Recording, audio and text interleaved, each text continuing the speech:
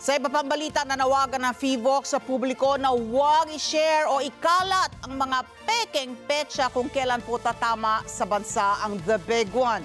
Kasunod dito, pinawi naman ng PHIVOLCS ang pangamba ng mga Pinoy na makaapekto sa bansang katatapos pong lindol sa Myanmar at Thailand. Weng de la Fuente sa balitang niya.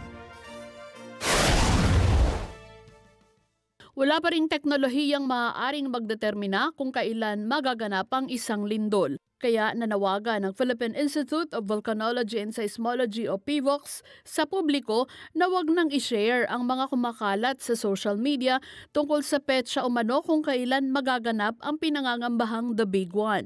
Sinabi ni PHIVOLCS Director Teresito Bacolcol na sa tuwing may malalaking pagyanig na nagaganap sa anumang lugar ay binubuhay ng mga doomsayers ang ukol sa The Big One.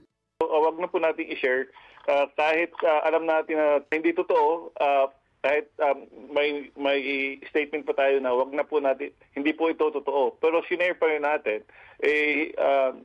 kumakalat pa rin yung misinformation. So, from our end, dapat mag-stop na para hindi na siya kakalat pa. Again, ulitin ko, wala pong technology that can tell us exactly when an earthquake will happen. Pinawi rin ng PHIVOLCS ang pangamba ng mga mamamayan na posibleng makaapekto sa paggalaw ng mga fault lines sa bansa ang malakas sa pagyanig sa Myanmar at Thailand kamakailan.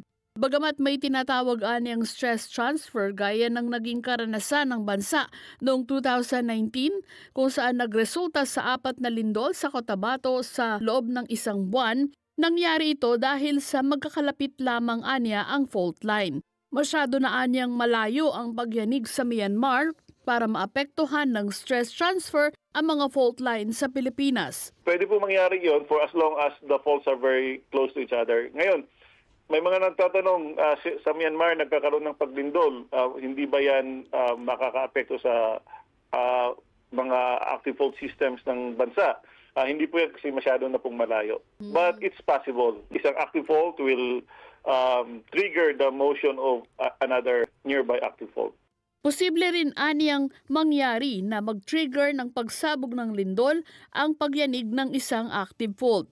At ito naman anya ang pinagtalunan noon ng nangyari sa malakas na lindol sa Cabanatuan, Nueva Ecija na sinundan ng pagsabog ng Mount Pinatubo sa sumunod na taon.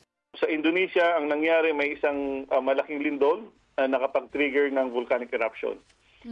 Isa din yan sa mga for the 1991 Pinatubo eruption, it's a debate still among scientists na yung 1990 earthquake sa Nueva Ecija, nakapag-trigger ba siya ng 1991 Pinatubo eruption? Kasi ang sinasabi ng ibang mga scientists na alog yung magma chamber ng Pinatubo, kaya po siya sumabog. Naalog siya during the strong shaking during the 1990 earthquake. Sa ngayon ay tuloy pa rin ang pagdaraos ng earthquake drills ng bansa. Ilan sa magiging innovations ayon kay Bacolcol ay ang pagsasagawa nito sa iba't ibang senaryo gaya sa gabi o sa hapon na rush hour kung saan maraming tao. Malaking tulong din anya ang earthquake drill dahil nakakasanayan ito at nagkakaroon ng muscle forming. Pero mas importante anyang tiyakin na ang mga bahay at gusali ay nakasunod sa building at engineering code dahil balewala ang dock cover and hold kung babagsak naman ang mga istruktura. Weng de la Fuente para sa Mata ng Agila, matatag, matapang, matapat.